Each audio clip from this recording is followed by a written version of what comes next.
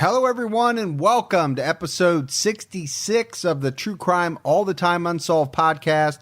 I'm Mike Ferguson, and with me, as always, is my partner in true crime, Mike Gibson. Gibby, what is going on today? What's happening, man? Feeling good. I'm feeling good as well. I think you're feeling really good. I think for a couple of old guys like us, that's good news. Old guys. What are you calling old, man? Don't you be calling me old. We're in the prime of our frickin' lives. That's right. I'm like filet mignon. You're like what? I'm like a filet mignon. All right. I like the way you said that. Yeah. To be honest with you, if I had to put money on it, I would swear that you would have said filet mignon. Literally, if I would have had to bet money. Yeah?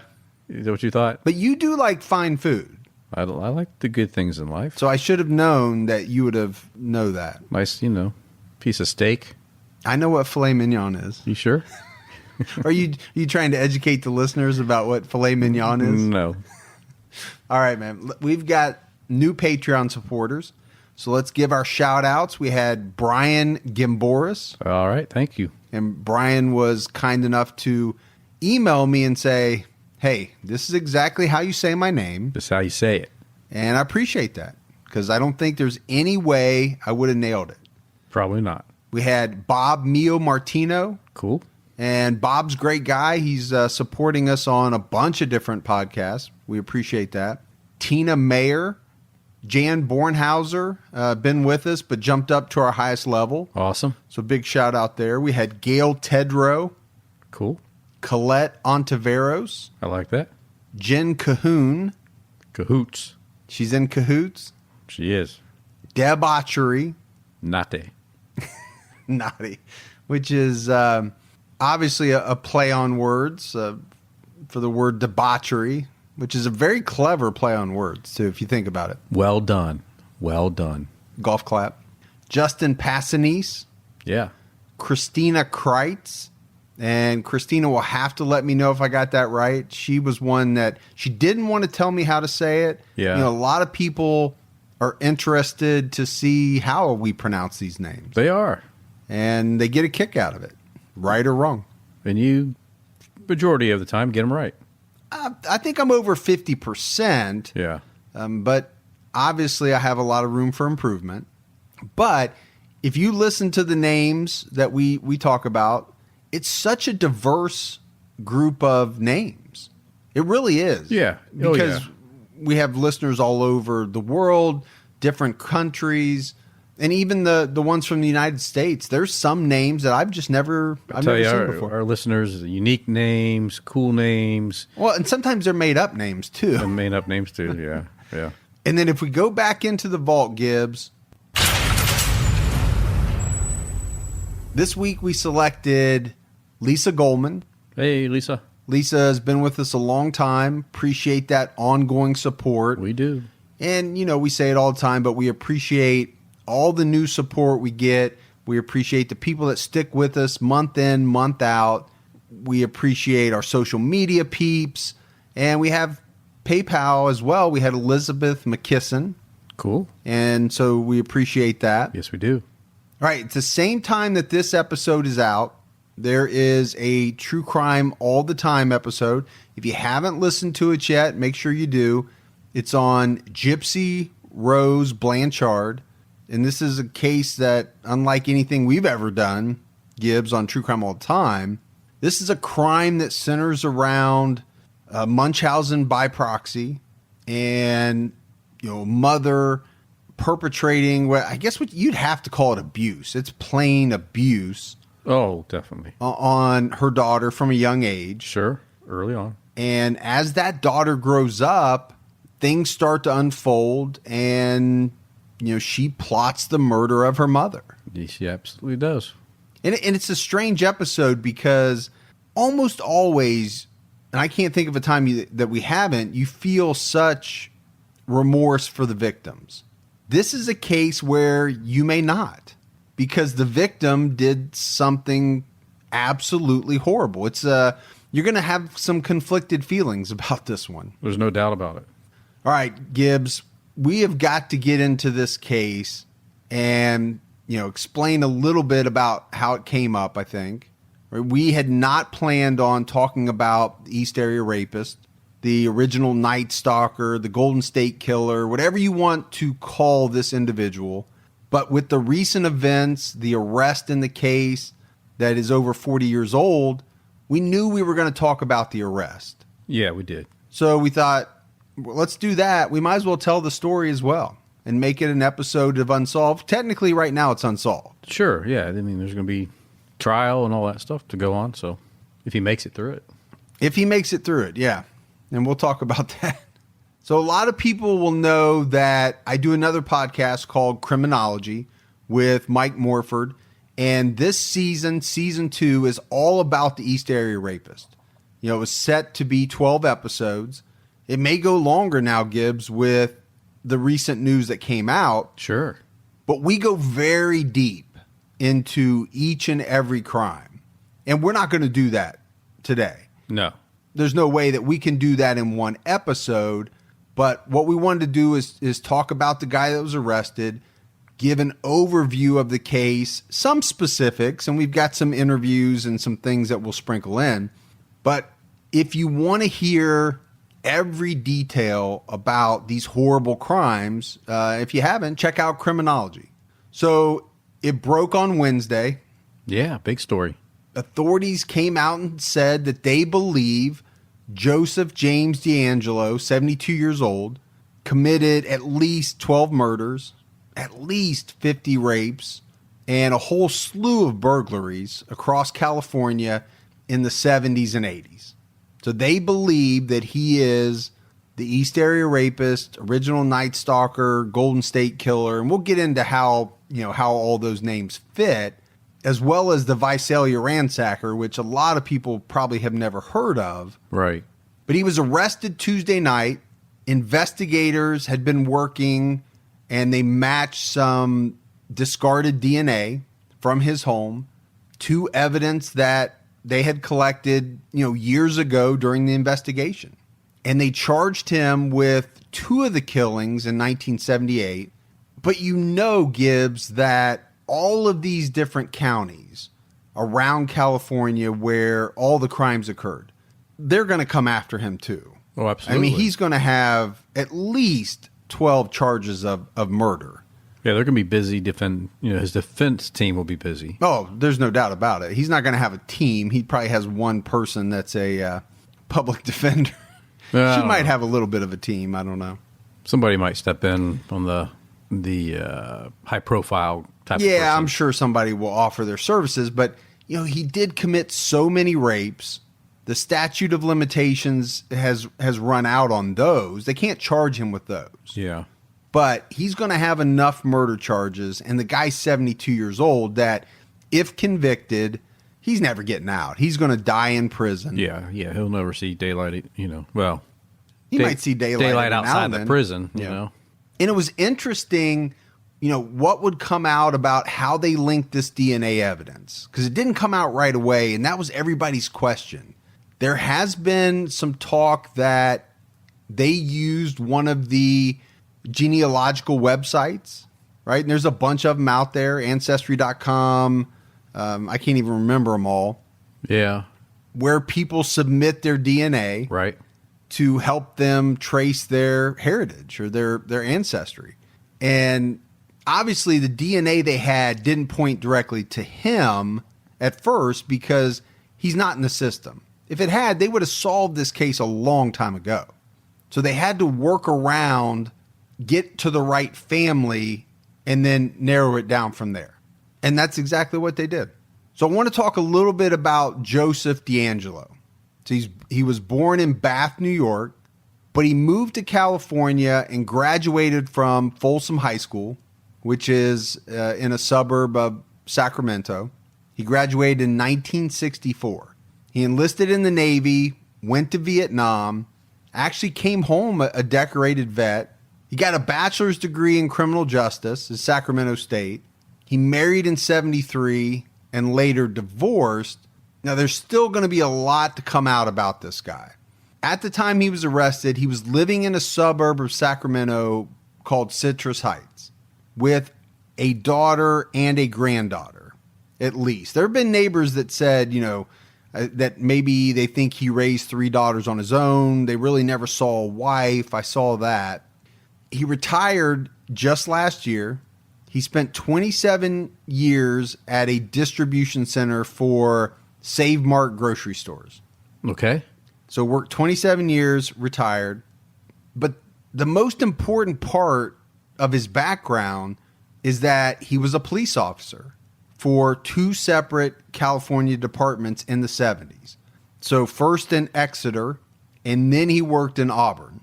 And some of the crimes that he suspected of committing, he would have had to have done while he was a police officer.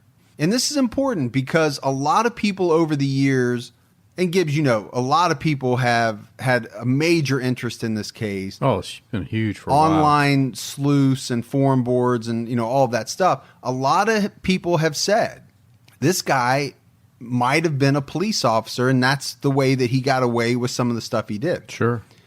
Now, he was fired from the Auburn PD in 1979 because he got arrested for shoplifting. And get this, he stole a hammer. Okay. But he also stole a can of dog repellent from a store. And you have to wonder about that dog repellent because, that's the type of thing, in my opinion, the East Area Rapist would have given him an advantage, right? To either subdue a dog that was about to attack him, or, and I think a lot of people will probably think this, they used a lot of bloodhounds back then to try to track him. And maybe he thought that was something that would throw the bloodhounds off. Yeah, it could have been.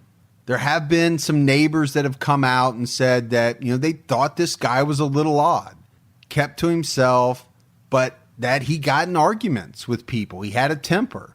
And some people said that, he would yell at people that got too close to his fence, or, if you got up and you mowed your grass too early in the day, he was going to give you the what for.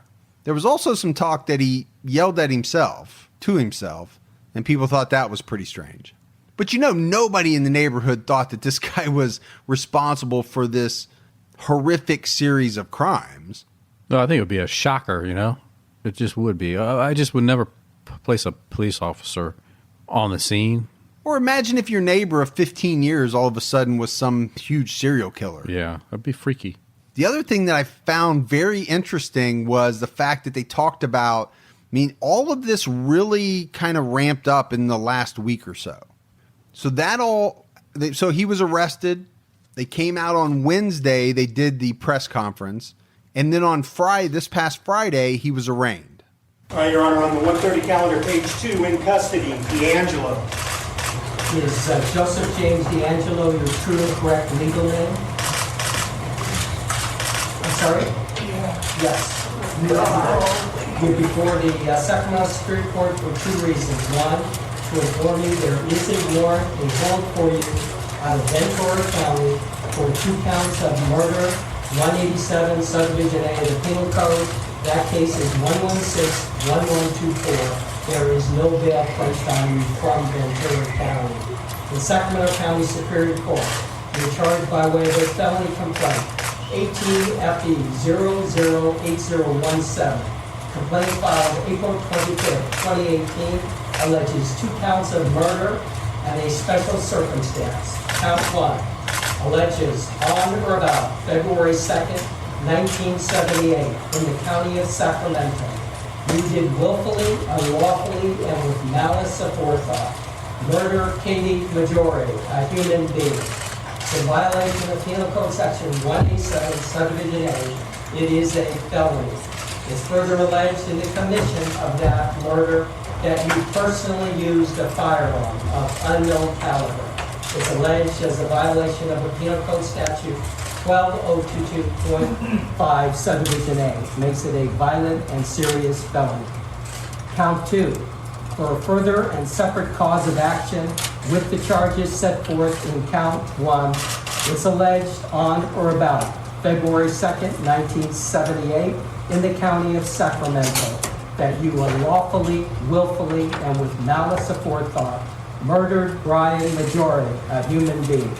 It's again further alleged during the commission of that murder that you personally used a firearm, again of unknown caliber.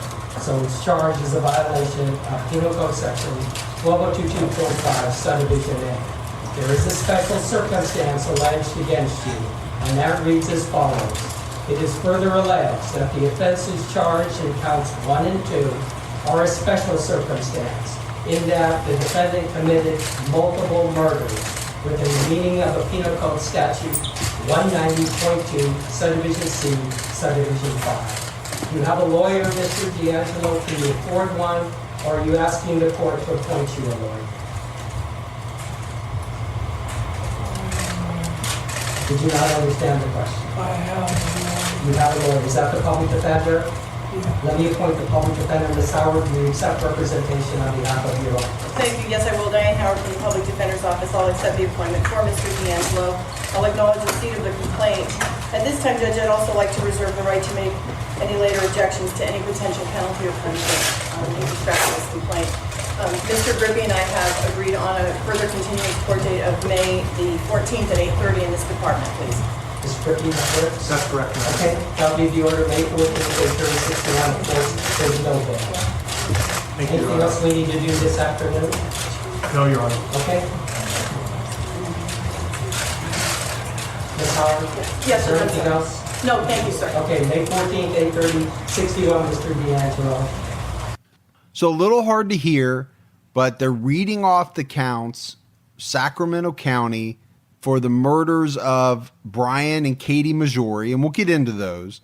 But for those of you that didn't see it, so DeAngelo is sitting in a wheelchair. He's handcuffed to the wheelchair, and I swear, Gibbs, he fell asleep at one point. His eyes closed. Closed? Yeah. And then when the judge talks to him, it's hard to kind of hear, but it's almost like he can't get the words out. I don't know. I just found the whole thing odd. Now, I know the guy's 72 years old, but I got the sense that he was putting on a little something there. You seem like a weak individual. Yeah. So we talked about the names. The East Area Rapist, the original Nightstalker, the Golden State Killer. But I want to start off talking about one that a lot of people probably have never heard of, and that's the Visalia Ransacker, Yeah, that's a new one. or VR for short. Yeah.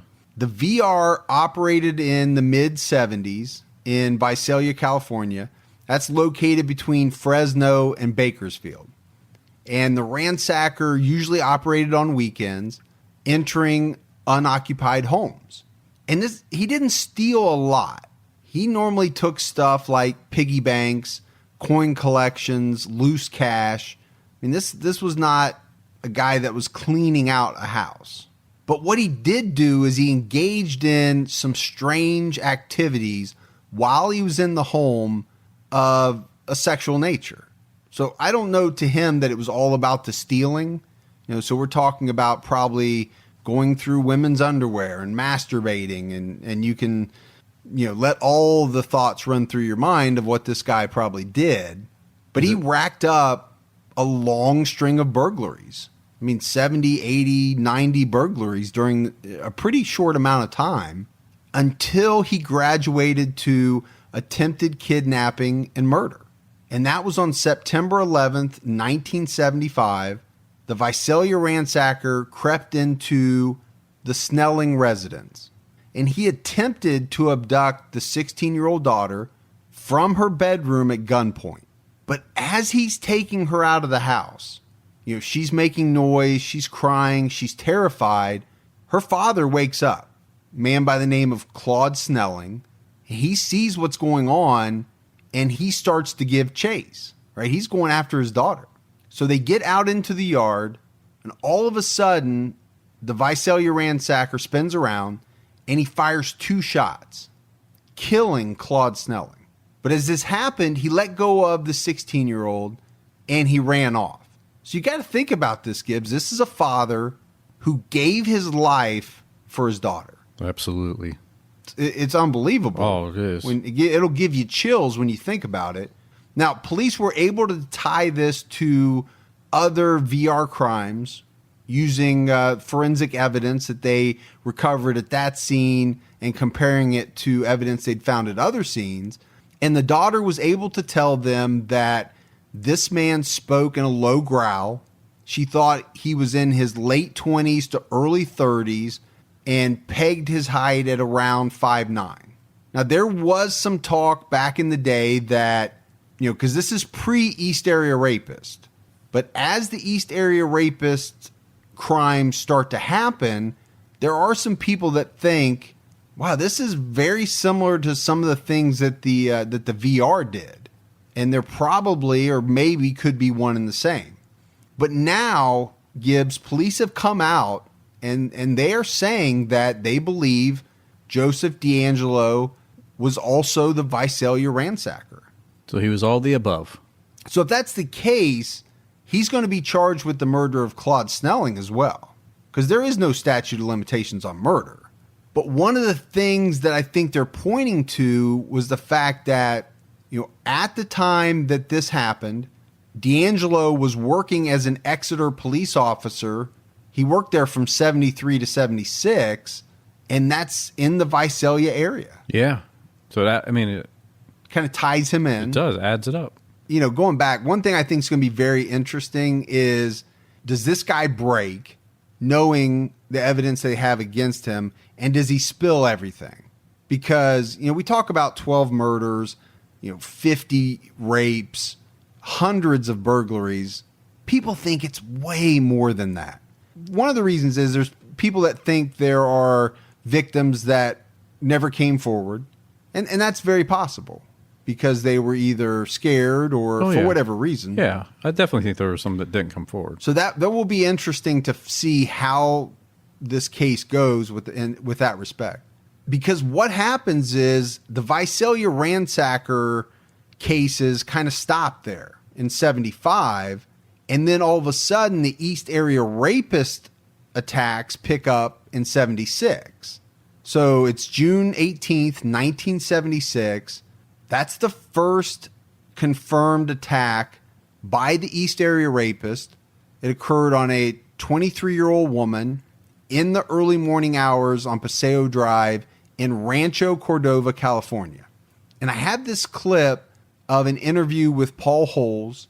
He is the Contra Costa County cold case detective talking about the suspect. He's showing up for the first official attack in Sacramento in Rancho Cordova. That victim is in bed and she sees the East Area Rapist in her doorway. He's standing in her doorway. He's got a ski mask on. He's got a T-shirt on. He's got a knife, but he's nude from the waist down. And he's standing there. He's got an erection, but she sees his entire physique. And she describes him as having a very slim, athletic, well-proportioned build. So that's the investigator describing the scene. And unfortunately, Gibbs, there is going to be a lot of victims seeing a similar scene. They're going to wake up in their bed, see a masked man with a knife or a gun. I don't know that he's always naked. This time he's got no pants on. Did I choke you up there? Yeah. Yeah, you kind of did there, man. Well, because I know you were thinking about this guy standing there, no pants, erection. That's not what... And you got choked up, I know. That's not... this is not... Okay. So this victim was able to describe her attacker for police. She said that he wore a mask and gloves. He spoke through clenched teeth. Really? And this is something that the majority of the victims would say. Either he growled or he spoke with his teeth closed.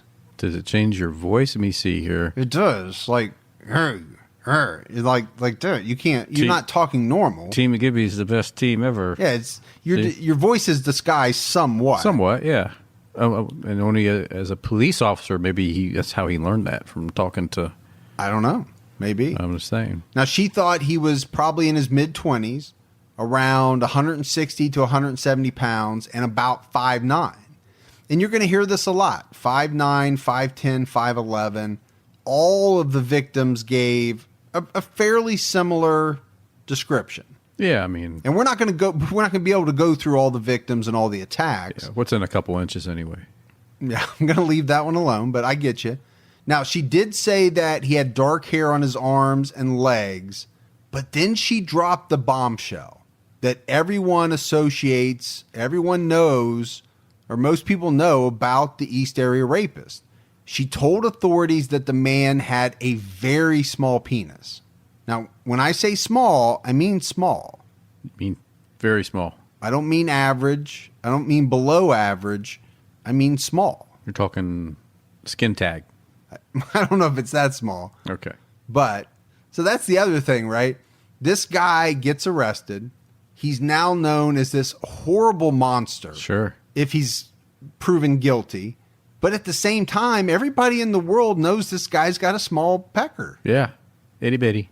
Not that that's worse than the other stuff he did. No. Oh, no. I'm just saying it's another layer. Yes. And like I said, this is something that would be echoed by a lot of the victims of the East Area Rapist. Now, during the next several weeks after this attack occurred, this victim, the first victim, would receive a number of hang-up phone calls. And this, too, is going to be a trademark of the East Area Rapist. His next attack occurred on two teenage sisters, 15 and 16 years old. Their parents were away at a weekend church function, and the girls were home alone. And the older sister woke up around 2 a.m. to find a masked man in her bedroom on top of her with a knife. And I'm not going to go into the details. If you want all the details, check out Criminology. But Gibbs, both of these girls endured hours of brutality and sexual assault. Yeah. At the hands of this man. Right. And when they're later questioned by police, the younger of the two sisters says something very interesting. She said that at a certain point, the attacker told her that he had wanted her ever since he saw her at the junior prom. Really? Very strange. Was he doing security there or something? Or Well, this would also be a reoccurring theme where victims would tell police after their attack that the perpetrator had said something to them to the effect that he had been watching them. I saw you at the lake. Not always was it as specific as this junior prom thing. It's believed that most of these were lies. Now, in this case, the victim had a picture of herself with her junior prom date at the side, on the side of her bed, like on a nightstand. Yeah. And the picture frame had the words junior prom on it. So it's almost like this guy is finding a way to terrorize these people even more with the phone calls and making things personal. He did know some things about his victims. There were many times where he would call them by their first name. But again, he rummaged through the houses. He could have seen a piece of mail. He could have looked up the address in the phone book. There's a lot of ways to get that. absolutely, yeah. Back in the day, you know, the phone book, and you had those. Remember the directory, the crisscross directory, the crisscross directories. No, what was that? So most businesses, you know, especially like real estate firms and all that, they had the crisscross, and it was just a Crisscross applesauce? crisscross applesauce. So anyway, it was just a big reference manual, huge What was book. this, the 1940s? I don't remember this at all. You don't remember this? No. Well, yeah, they were out there, and you would just for whatever area you were in, you could get that those counties, and you would just open it up to the alphabet and either search by name and see what street, or you could search by street to see who lived on that street. Okay, because I was getting ready to say it sounds eerily similar to the Yellow Pages, what you're describing. Yeah, it's a little but bit better than that. Yeah, This, when you say crisscross, it's almost like you're able to look things up absolutely both ways. Yeah. I get it. Yep. No, I do not remember that. Yeah, I think that company Polk used to make them. I never heard of that either. Really? Well, here's your tidbit for the day. But again, I was not alive in the 40s or 50s, so Either was I. there's a lot of things that I don't remember. Haynes Directory. That's who made that one. Not Polk. No, Polk made some good stuff, but Haynes Directory made right. it just came to me in a Okay, flash. well, I'm sure people are going to be. People were screaming right now. It's not Gibby, Haynes. It it's was the Polk. Haynes. And they're like, thank goodness he said Haynes Directory. They were going to be scratching their heads for a long time over Yeah. that.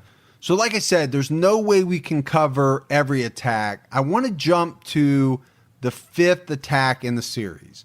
And this was perpetrated against a woman by the name of Jane Carson Sandler. The attack occurred on October 5th, 1976. And the reason why I want to talk about Jane is because she did an interview for us for the Criminology podcast. And I mean, we talk about Jane a lot and we play a lot of her words. I just want to play a little bit of it here. You can find the whole thing on Criminology. I do remember that he had on black high-top sneakers. And again, he was holding this large butcher knife. He had this brown or black leather jacket on, gloves, the ski mask, of course. I don't remember the color of his eyes. I'd say he was maybe 6 foot tall and moderate build. I would not heavy at all. And I'd say he was I was 30 at the time. I'd say he was maybe a couple of years younger. Maybe one thing I want to tell you about him too, he spoke through clenched teeth. So he was I'm sure he was a white male, but he spoke through clenched teeth, so there was no voice recognition. And again, I do not remember the color of his eyes. But I do remember the size of the knife. He took the knife a couple of times and scraped my chest. He didn't cut me with a knife, but he scraped me to the point that I did have some blood on my chest. And, of course, I didn't know what he was going to do with that knife. I had phone calls afterwards where he would hang up, which was, again, very, very, very terrifying because I just completely, hated my home. When I returned from the hospital, I wanted to move as soon as I could because I had just felt, so violated. And then I felt so violated the fact that he kept going in and out of my drawers and looking at my underwear drawer. And so... but we weren't able, to move for another year or so. We had to wait for my husband to get orders. Interview with Jane. Yeah, what a brave woman. Unbelievable. And we have a number of victims of the East Area Rapist that we interviewed for Criminology. And what I took away from it, Gibbs, was the strength of these women. When you hear them talk. Now, granted, it's been a long time. But they, number one, like you said, incredibly brave to come forward and talk about what happened to them. And almost all of them said they wanted to do it because they wanted to see this guy caught. Now imagine what they're feeling like today. I can't imagine it. Relief, maybe? Yeah, relief. Excitement, relief. Victory. I don't know what you call it. It's even sadness, man. Because they relive it and now they do have to relive it again. They got a actual person and they tie to it. But the other thing that you don't hear a lot about is, and Jane talked about it. So she went through this tragic event that happened in her home, but had to continue living in that home. Yeah. How tough would that be? That'd be really tough. Her husband was in the armed services, and you heard her say at the end, they couldn't get out of the house until he got orders to go somewhere else. But by April of 77, there had been over 15 attacks attributed to the East Area Rapist. But up to this point, the East Area Rapist was pretty calculating. And he only attacked women when he knew that they were going to be alone. And the news reports that were coming out at the time, they made mention of that. So there were a lot of people that maybe didn't have their guard up because they thought, well, I'm not a woman that's alone. My husband's here with me. I don't have to worry about the East Area Rapist. Well, that's all going to change because in April of 77, he attacks a couple and he would go on to attack many more couples. He kind of had this evolution, but I want to play this clip of Carol Daly. And Carol Daly was a female investigator that was working the East Area Rapist case back in the 70s. at one of the public meetings, we were talking about, the rapist coming in, and there was a man and a woman in the house, or there's two women and there's been more than one person, and he was able to secure them all and get them tied up and commit the rape and be in the house for such a long time. And the gentleman in the audience stood up and he said, there is no way that could happen, that some man in the house would not be able to overpower him or do anything. And I mean, he was like calling us liars. And it was several weeks later that he and his wife were victims of the East Area Rapist. So this is very interesting. There is a town meeting that occurs after the East Area Rapist has started to attack couples, and police are alerting these folks at the meeting, hey, it's not just single women. Everybody needs to be on guard. This guy stands up and says, you know what? You're full of it.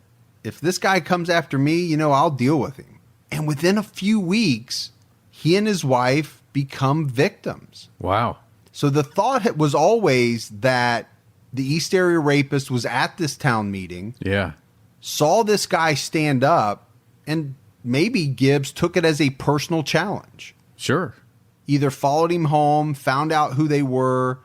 Because we can't cover all of the attacks individually, what I want to talk about is the basic script that the East Area Rapists used. Because when you look at the attacks, most of them followed the same, what I call, for a lack of a better term, script. He said many of the same things at a lot of the attacks. He would often tell individuals that he was just there for some food and money, and that once he got that, he would be on his way. And he was trying to disarm these people.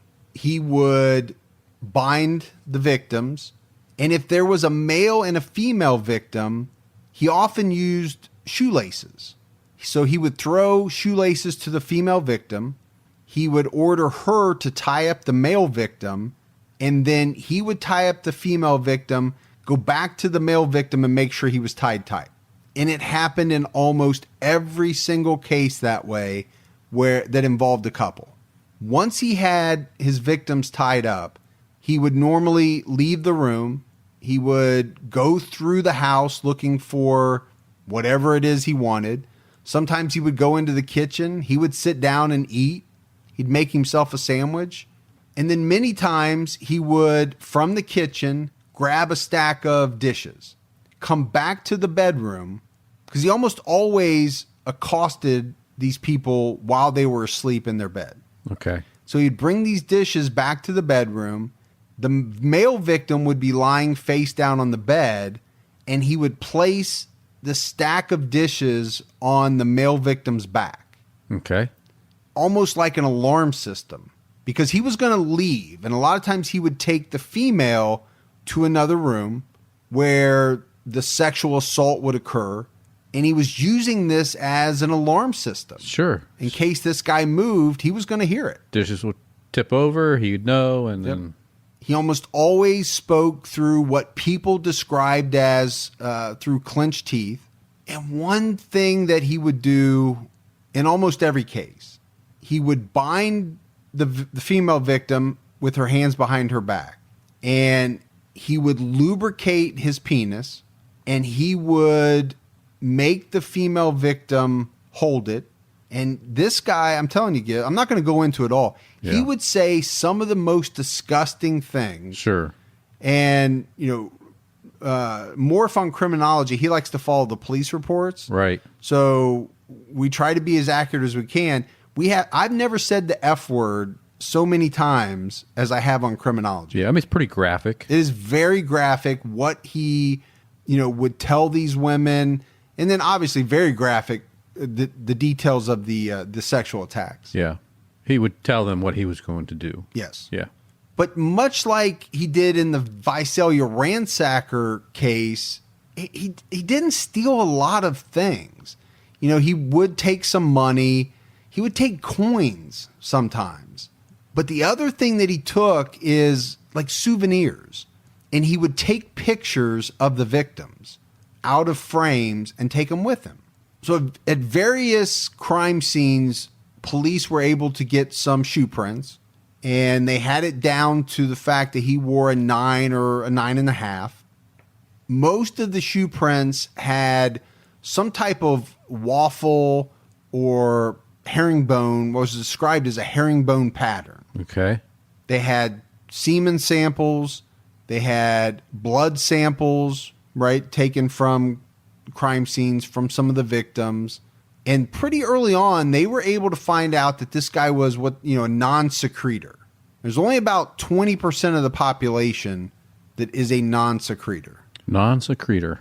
And I'm no expert, Gibbs, but I think it's basically a person whose body secretions don't contain like their blood type. You can't type it, I guess. Yeah. They don't secrete the information that you would need. I know I'm saying that wrong. Somebody's going to hammer me on it, but we've mentioned that most people pegged his height somewhere in the 5'9", 5'10", 5'11" area. Now we know that when Joseph DeAngelo was booked, his height was listed at 5'11", and it's hard not to talk about the assailant's penis size, because in almost every case, it was described as small, right? Sometimes extremely small. I think there was one case that I remember where a victim described it as average. We talked about victims receiving hang-up phone calls, and we're also going to talk about victims that received phone calls after the fact. And I have one on tape that I'm going to play. But it wasn't just that. Many neighbors in areas where these attacks occurred also received hang-up phone calls. And these usually preceded the day or the night of the attack. So it was almost like a warning. He would call neighbors and hang up on them, and then within a day or two or however many days, he would attack. In multiple attacks, victims told police that they heard this man sobbing, and some stated that they heard him say something about Bonnie. I think at one point he said maybe Bonnie doesn't like it when I do this, or Bonnie's not going to like this. Well, it turns out that Joseph DeAngelo was engaged to a woman named Bonnie. Yeah. When he was younger. They never got married. They ended up marrying separate people. But you have to wonder if, this is the person that he was talking about and why he was doing it. Was there some type of trouble with the relationship? Was that causing him to, unleash his anger?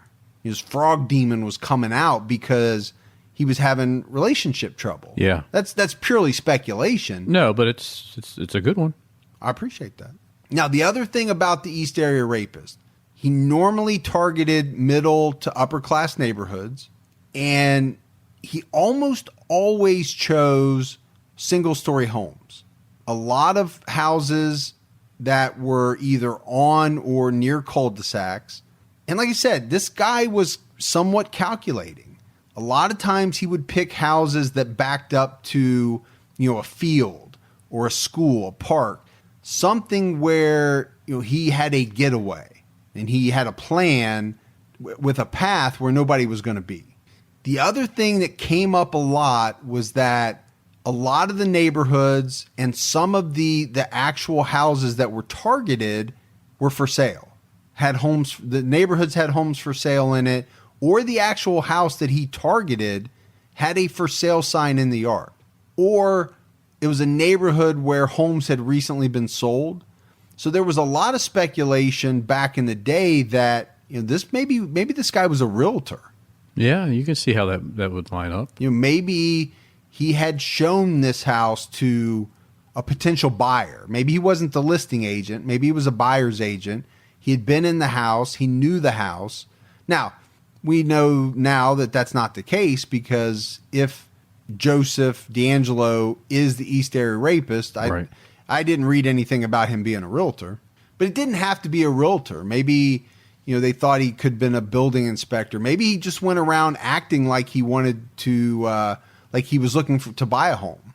But the big one that always came up, and now has borne out to be true, was that the suspect possibly had either law enforcement training or military type training, maybe military police. A lot of people thought that he could have been stationed at one of the local Air Force bases, either Mather or McClellan, back in the 70s. Well, now we know. The guy was a police officer. So we jump forward in time to May of 77. Sacramento County is in a state of panic. He rapes his 23rd victim. And during the attack, he made it known to the victims that he was going to kill. He was going to start killing victims. And this was something that police were very fearful of. They thought that he might graduate to this. But the summer of 77 comes and goes. There's no reported East Area Rapist attacks. And it wouldn't be until September of 77 that he shows up again, but now he's a little south. He's in Stockton, California. And this is the one thing he did. He would operate in an area, and then he would, move. Maybe not move physically, but he would choose a different area to operate. Yeah. And that's why when, you hear about the charges that come from Sacramento County, there is a whole bunch of counties that he committed crimes in. They're just lining up for their turn to charge him. And they're going to. One of the things that happened, which you can imagine, gun sales went through the roof. Apparently everybody was arming themselves. They were buying new locks. So everybody went out and got a new handgun? Yeah, I think a lot of people were scared. Yeah. Well, I'd want to be prepared. And then on December 2nd of 1977, he committed some crimes in Stockton. He returns to Sacramento, and Sacramento police get the following call. Police Department, Sheriff speaking. You're not going to catch me, East Area Rapist, you dumb fuckers. I'm going to fuck again tonight. Be careful. All right. And there you have it. And there you have it. So I don't know if that's him or not, but it was somebody that said that it was him and that he was going to attack again. Yeah. And then never catch him. And that they'd never catch him. Yeah. And he called him some names. Later that same month, police get a lead, a very interesting lead. And it's that a man who matched a lot of the East Area Rapist descriptions had been coming into a 7-Eleven store on Coloma Road in Rancho Cordova.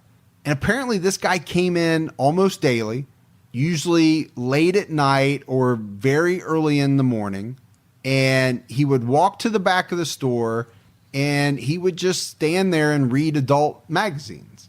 Like you do, Gibbs. When you go into the store, you make the beeline to the adult magazine rack. I read the magazines about knife. Actually, you can't because they wrap them now. But Nice. I know for a fact you're the reason why those companies had to start wrapping the magazines in clear plastic. Don't be hating on me. Forcing you to buy them. You Because- couldn't just stand there and leaf through them. Actually, I go there because you asked me to pick them up for you to bring them back here. I look at the knife ones. I just pick those up for you. But police take this lead seriously. They set up a stakeout. They send 2 officers to the 7-Eleven. One's going to sit in the car, and one is going to go inside.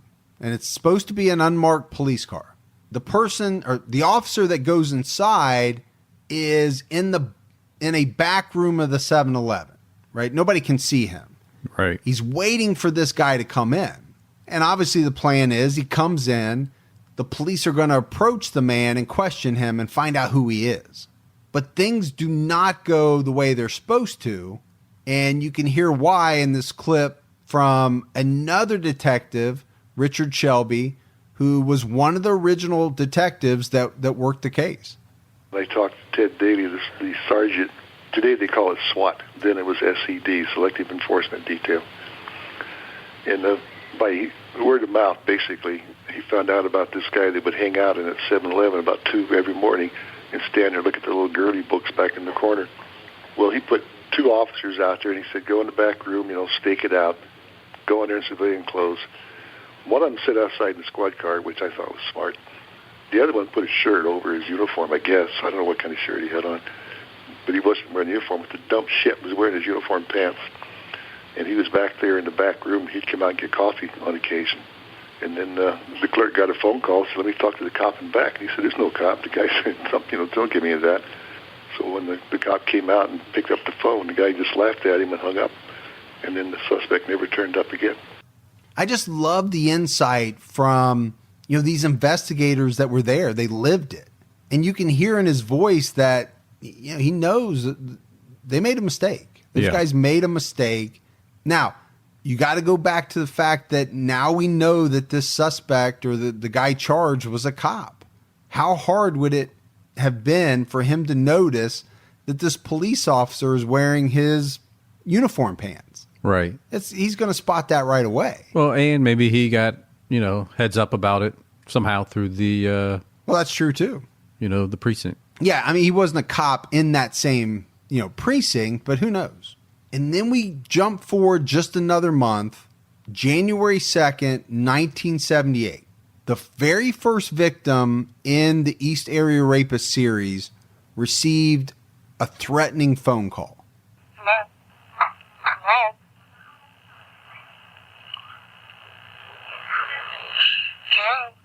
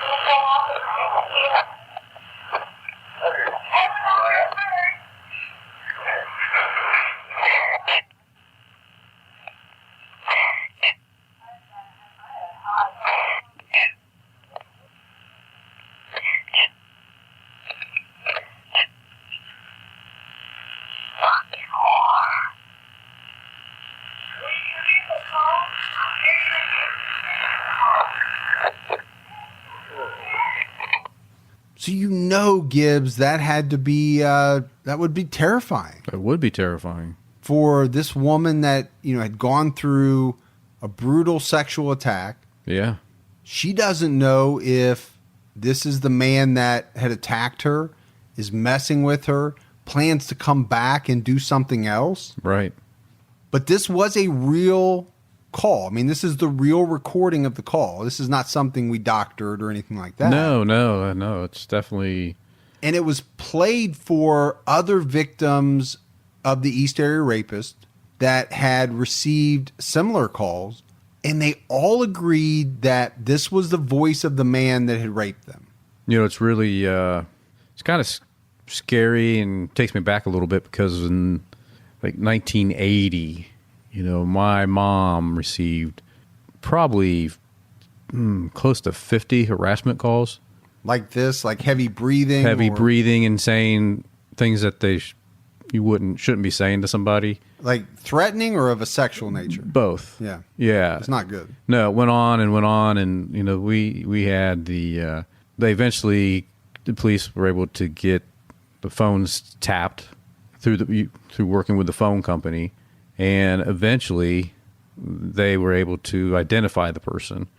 It actually ended up being somebody that worked for my parents, and they had to go to went to court and had to go relive it, and my mom had to testify, and it was terrifying for her. Yeah, even though nothing happened to her physically, but you don't know if it would have. Right. And it scared, it was scary for her because he knew when my dad was at the office. Well, sure. So he could say things to make it feel like he was watching her. And it was, I remember it was about 3 months of pure hell for her living through the calls. Yeah. And then she had to live through, the trial. So what actually happened? Did he get slap on the wrist? He got sentenced, but with Like a probation? Probation. Yeah. Yep. The weird part for me was that he had a son and a daughter that was my age. And when I found out, it was really strange because, they were going to the same school I was. Right. And obviously they didn't do it, but that still would have been very weird for you. I had a weird, I took offense to them because of it. So by the end of January 1978, the East Area Rapist had attacked 29 victims. I think, to me, Gibbs, it's part of what jumps out at this case is the unbelievable numbers. Yeah, really high numbers. Sexual attacks, burglaries, murders. This was a very bad guy. And then on February 2nd, 1978, Brian and Katie Majori were walking their dog Thumper on a quiet evening in Rancho Cordova. They'd been married for about 18 months. Brian was, I think, in the Air Force. He was definitely in the armed services, but I think it was the Air Force. While they were out walking, they were confronted by someone with a gun, and ultimately Brian was shot in the chest and killed. And then it was almost as if this person had to make sure that Katie died as well. He ended up, tracking her down, shooting her, making sure that she was dead. And there really was no apparent motive for the killings. They didn't tie it to the East Area Rapist because it was a double homicide. Right. So no sexual assault. No, but it eventually would be tied to the East Area Rapist, but it would take a long time. I think the FBI didn't come out and officially do it until maybe just a few years ago. This guy was bold, wasn't he? He was very bold. Yeah. Now, the one thing about that night, there were multiple witnesses that had seen what had happened. That led to composite sketches that were released in later on in February. But by April of that year, there were no leads in the murders. A witness came forward to give additional details, and an enhanced composite sketch was made in April of 78, and it went out to the news media. But they found shoelaces at the crime scene, and that's one of the reasons why they started to believe that, could this be related to the East Area Rapist? Also, the murders occurred just down the street from the very first East Area Rapist attack. So they have a composite sketch of this murderer, but, they're thinking, is this a random murder or is this also the East Area Rapist? In June of that year, he switches up. And he attacks a couple in Stanislaus County, Modesto, California. Up to that point, he had not attacked there. And this is when he kind of starts switching back and forth. He hits Modesto, he hits Davis. And we just talked about Davis, California in an episode. That was the Yuba County? Yuba County. Yeah, we talked about Davis, didn't we? Yes, we did. And that's in Yolo County. You only live once. But he committed, a number of attacks in between those two counties in June and July of 78. And then in October of 78, he moves into Contra Costa County. He attacks a couple there in Concord, and he would commit a number of attacks in Contra Costa in the towns of Concord, Danville, San Ramon, Walnut Creek. He also committed a couple attacks in San Jose, which is in Santa Clara County, and at least one attack in Fremont, which is in Alameda County. So just trying to give a scope of the movement over the period of time. But to this point, this has all been Northern California. But his last attack in Northern California is going to occur on July 5th, 1979. He attacks a couple in Danville. And what's interesting about this attack, it gets aborted because this couple had come up with a plan, Gibbs. They had literally sat down and made a plan of what they would do if they were attacked by the East Area Rapist. And the plan was that the husband was going to rush the attacker at all costs, giving his wife time to escape. That's a pretty good husband right there. It is. And when they wake up to find this masked man in their bedroom, this is exactly what this guy does. With no regard to himself, he jumps up and he rushes the attacker, and his wife is able to slip out of the room and out of the house. The East Area Rapist wasn't used to this, right? He was always in control. People were always afraid of him. This guy acted completely in the opposite direction, and I think it startled Oh, absolutely. the East Area Rapist, because he runs out. He's like, I can't control this. I'm out of here. He takes off. You know, it takes me back to BTK. You know, he wasn't used to people fighting back at first.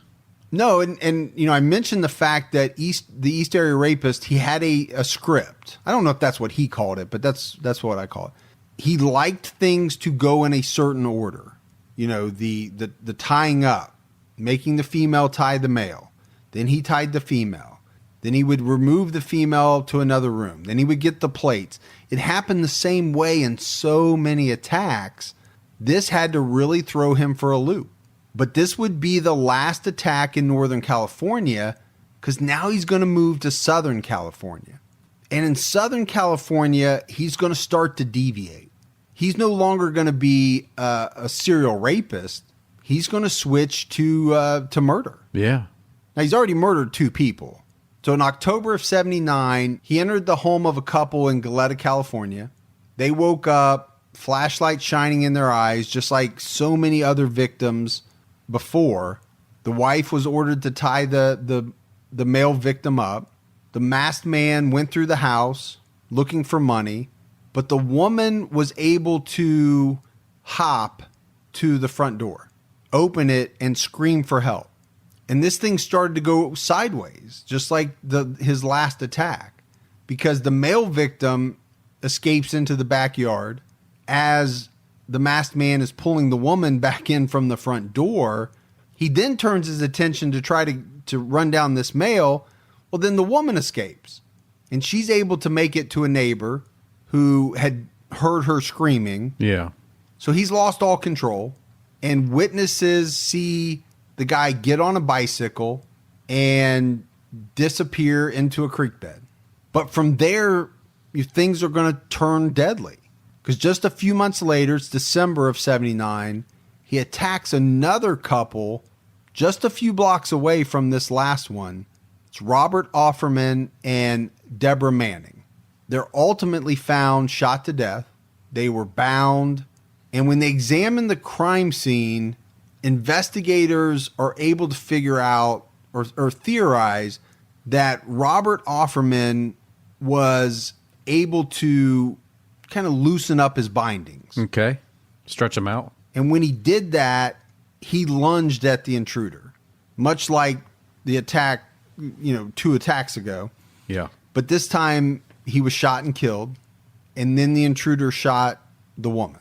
Now, there were a lot of neighbors that heard the sounds, but they discounted it. They thought it was firecrackers. They thought it was something else.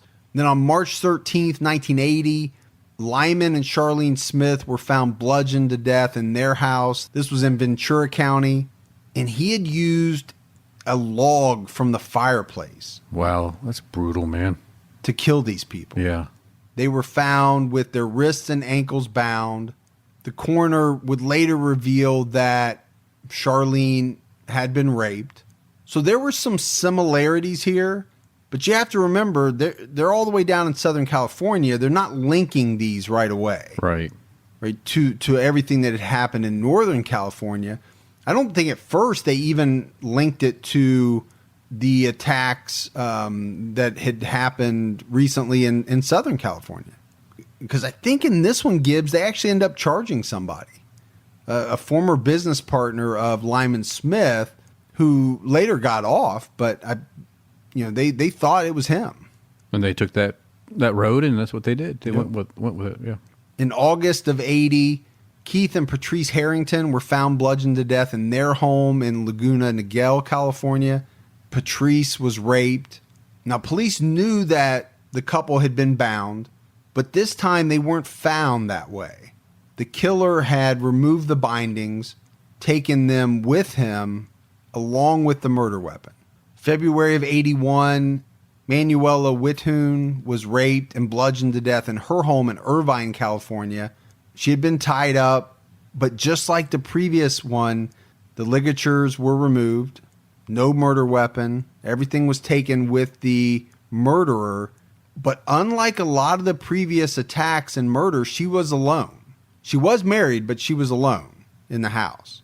And there were some things that were taken by the killer as he left. Then you get to July of 1981. Sherry Domingo and Gregory Sanchez were found murdered in Sherry's home. And this was just about a half a mile from where Robert Offerman and Alexandria Manning were murdered. Gregory Sanchez was shot in the face. He was bludgeoned to death. Sherry Domingo was bludgeoned to death. I mean, these were brutal, brutal murders. They had been bound, but again, the ligatures were taken with the killer. So you can see how, this is the Golden State Killer, right? This is what the part of the crimes that people often refer to as the Golden State Killer. It's almost like there's an evolution of this guy, from the Visalia Ransacker into the East Area Rapist, the original Nightstalker. Feeding that appetite. And that's interesting that you bring that up because 1981, this murder of Sherry Domingo and Gregory Sanchez is going to be the last known East Area Rapist crime, Golden State Killer crime, whatever you want to call it, for 5 years. So there's a 5-year lull from 1981 to 1986. And I think, over the years, a lot of people have speculated that, this guy was probably in prison. Something happened to him during these 5 years. Yeah. Well, it just so happens that Joseph DeAngelo, who we know's been arrested, had something happen in his life in 81 and in 86. He had a daughter that was born in each of those years. Now, is that a coincidence? Or is that the reason for the 5-year break? I don't know. Yeah, who knows? If it's a coincidence, it's a heck of a coincidence. Because on May 4th, 1986, Janelle Lisa Cruz was found bludgeoned to death in her home. And at the time, her family was in Mexico on vacation. Her stepfather would later say that a pipe wrench was missing, and police believed that that was probably the murder weapon, and the killer had taken it with him. And then that's it, as far as we know. That's it for the confirmed East Area Rapist, original Nightstalker attacks.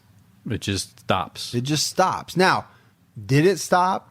Maybe we'll find out that it didn't, and maybe he changed locations, he changed his MO enough that nobody has ever put it together, but it would probably mean that if he went on, he didn't leave any DNA, because they did have this guy's DNA, and it's how they finally figured out that the East Area Rapist activity in Northern California and then the original Nightstalker or Golden State Killer, however you want to call it, in Southern California were related. So it's possible that he could have killed later on, but sure, he wouldn't have been able to leave DNA because I think they would have been able to match it. Not to right. him, but to the other attacks. Right, exactly. I don't know, Gibbs. It's been a heck of a week. That's all I can say. It really has, and I'm just thankful that they found him. Oh, I am too. I mean, there's a long way to go, but it gives a lot of other older unsolved cases some hope. It does, and I'll tell you why. For me, Morph and I have been researching this case for a long time. Right now we just put out episode 10. Yeah.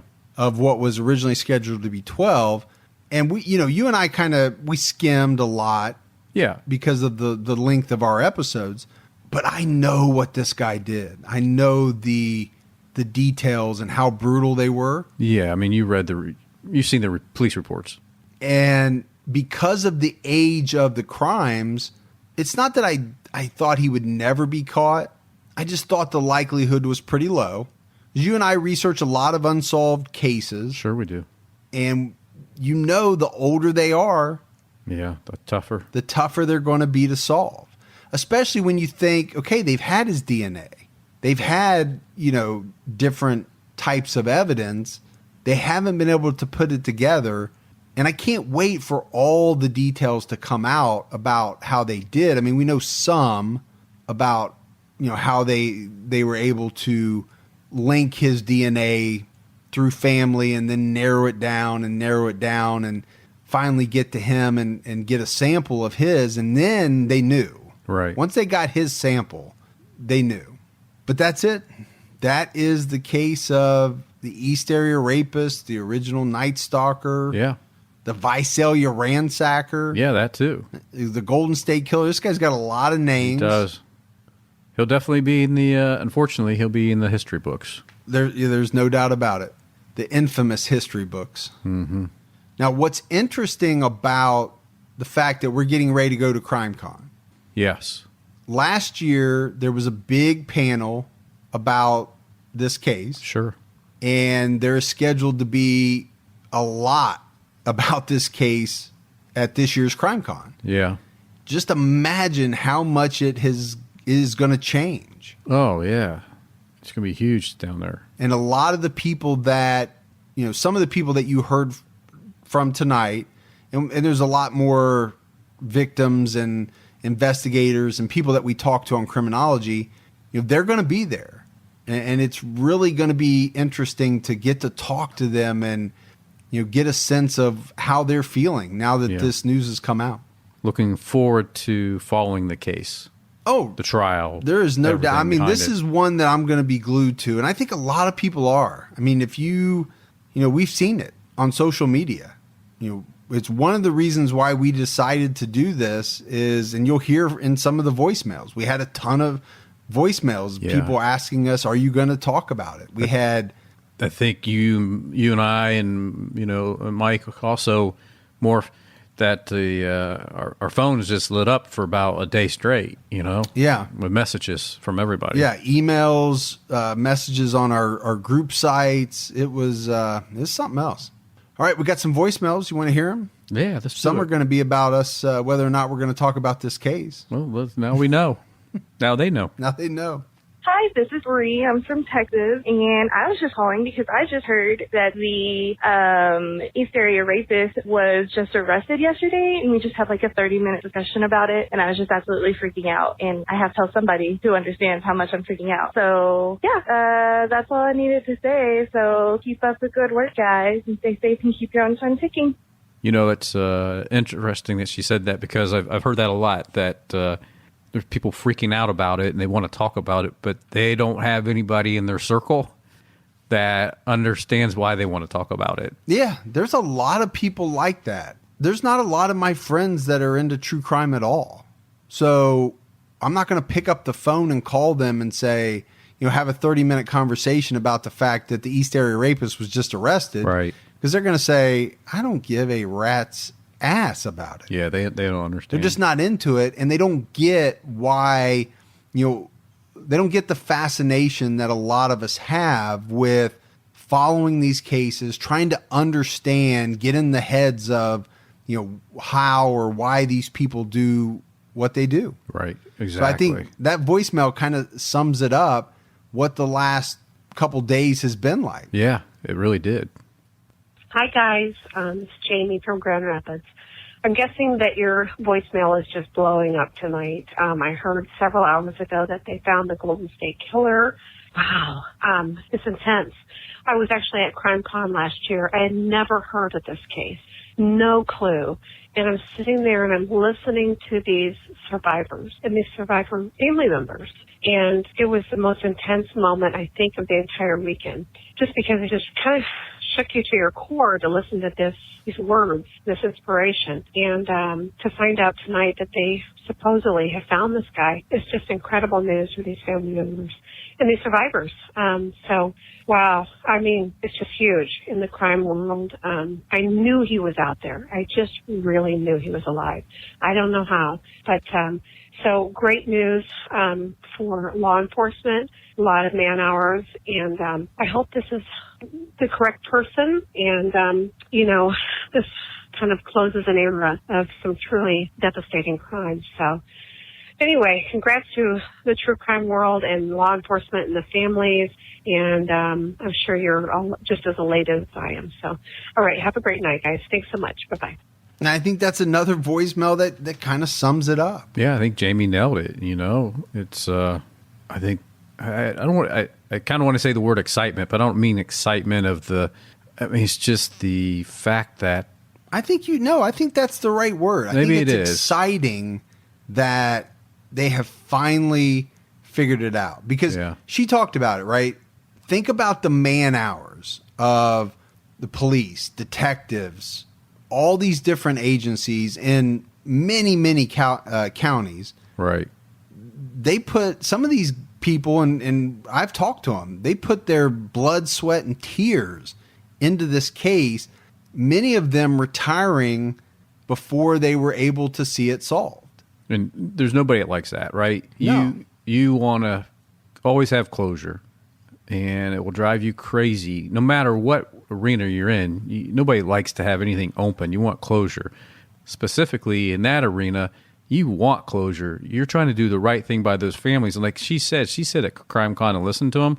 I know you on your criminology podcast, you guys have the victims speaking in greater detail about what happened to them and not just about what happened to them, but the aftermath. The aftermath. How they dealt with it. Yes. How they moved on. And if you sit there and you listen to that, then I think that's where you're going to be excited. That's where the excitement comes in, because now you know that these folks get some form of relief, some form of closure. Sure. Yeah, there's no doubt about it. The other important thing that I think she says in her voicemail is she did not know about this case before CrimeCon. Yeah. And I was kind of shocked when Morph and I started doing the research, when we decided we were going to do this for season 2 of Criminology. We were shocked at how many people didn't really know the facts of this case, because it's, you look at the stats. This is a huge case spanning a large swath of California. Yeah. An unbelievable number of victims, but a lot of people, they don't know it like they know Zodiac. Yeah. Or, some of the Ted Bundys or the Gacy's. Right. Most people know that. They know Dahmer. But a lot of people didn't know about this one. Hi, guys. This is Paula from Syracuse. Look, I just saw on NBC News, their lead story was the Golden State killer was a policeman. He's been arrested. His name is somebody DeAngelo. The first Nightstalker is his other name. And just thought I'd let y'all know so you can move this from the unsolved to the solved. And they always thought it could be a policeman. Okay, I'll let y'all go. Now, it kind of cut out there, but we got the gist. I think it was going to keep your own time ticking. But yeah. So she was so excited. She said news 3 times. She did. News, and NBC News. Yeah. That's how excited she was about it. Yeah. And she's right. There was that theory of it could be a police officer. There was, and it was out there. Now, she talked about us moving it from unsolved to solved. We're not quite ready to do that. That's why we did it on unsolved. Right. Because technically it's... We got to get through these next few months. He hasn't been convicted yet. Hi, Mike and Gibby. It's Christy, a fellow Ohioan.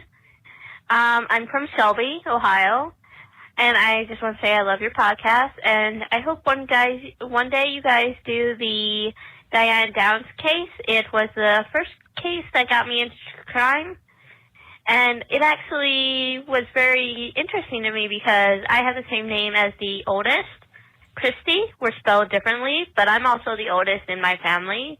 I have 2 sisters instead of a brother and a little sister.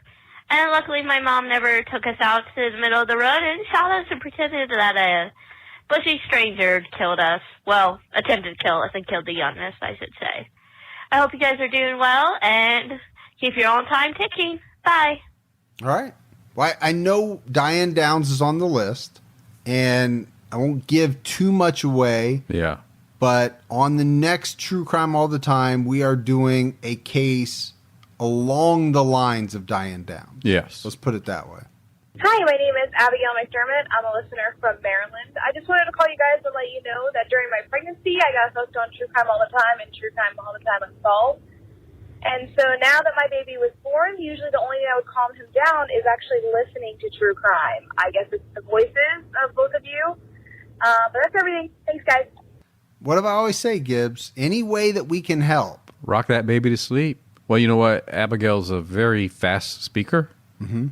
And then our slow, Midwestern, drawn out, / Southern, it's probably relaxing slang. to the little baby. Yeah, I mean, Gibby will come over. He'll come over and literally rock the baby if you need him to. If you want me to, and just talk to it. Yeah, I'll do it. I don't advise it, but he'll do it. Yeah, I call and leave a little lullaby. Now that's only going to be able to work for so long. With the lullaby? No. The baby listening to true crime. Oh yeah. Eventually, once the baby learns what how to speak and what words are, and probably not going to want to hear some of the things we talk about. But right now, probably not. Maybe we should just start a lullaby podcast. Where you just read lullabies? I just read lullabies. Put everybody to sleep. That really narrows down our target audience to. It does. New mothers with It's get a lot of free Pampers. It's a small market. We would maybe get some ads from Pampers or whoever. Yeah, give me some Huggies. All right, Gibbs. That is it for the case of the East Area Rapist. I shouldn't say that's it because it's not going to be it. No, it's going to continue. It's got some legs to it. Yeah, and I'm sure at some point we'll come back and do something with it. Yeah. After. We may do it on True Crime All the Time once all the facts are out. Because, like I said, I really think there's going to be more than what is today considered to be confirmed crimes by this guy. So my suggestion is that you listen to this. Now you're up to speed somewhat, right? Now jump over to criminology. Go ahead and get the details, the greater details, and then follow the trial along with criminology as they go through, each phase of the trial. And then I think it would be pretty exciting for most people to go through that process. Yeah, I agree. I agree. If you do, just be prepared for me to say the F word a lot because I am reading from the police report as to what this maniac said to the victims. Yeah, not a good one for the baby to listen to. It's definitely not. All right, that is it for another episode of True Crime All the Time Unsolved. So from Mike and Gibby, stay safe and keep your own time ticking.